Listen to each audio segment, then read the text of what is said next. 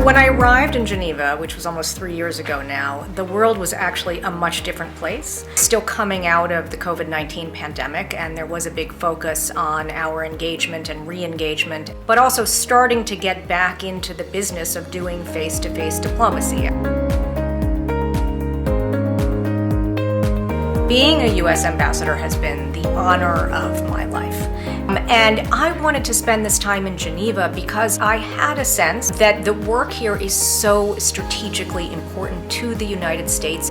Geneva is the center of international humanitarian law, of international human rights law, and many other fundamental underpinnings of how we engage in the world.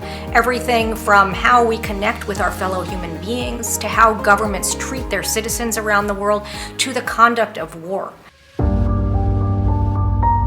Russia's full-scale invasion of Ukraine really provided such a shock to the system. We and many, many others felt that it was very important to lay down a clear marker that we could not continue with business as usual. It was and remains a clear violation of the UN Charter.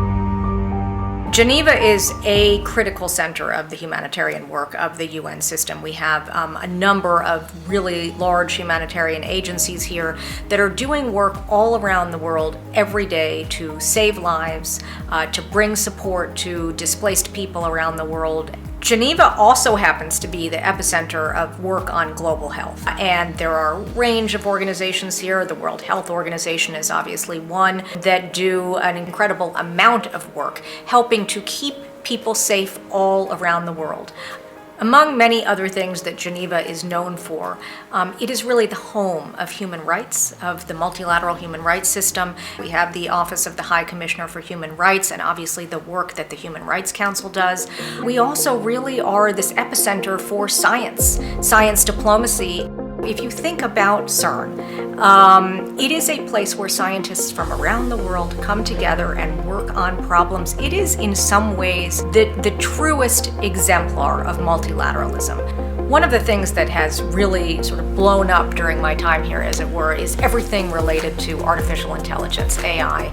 And that's another place where Geneva has a critical role to play.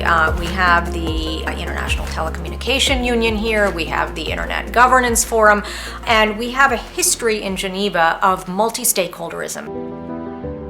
Both historically, but also currently, Geneva has been a place where countries can come together, where actors can come together and have sort of quiet but very critical talks around issues of peace and security. And we have seen that even during the time that I have been here. For example, efforts that the United States and others made to bring Sudanese actors here for peace talks. The United States was there at the beginning of the United Nations system. We helped to found the United Nations. We remain its biggest financial contributor. We know that there are countries that would like to see a much different and reshaped system that would not work to the benefit of America and Americans in the way that the system currently does. I would be hard-pressed to name an issue that we deal with on the global stage that isn't multilateral in some way. We cannot, as any one country, tackle these kinds of issues on our own. One thing that remains exceedingly clear to me is that the United States continues and must continue to play a critical role. We are a linchpin in helping to ensure that the system continues to deliver in the ways that we need it to and want it to as the US government and as Americans, but also for the benefit of people around the world.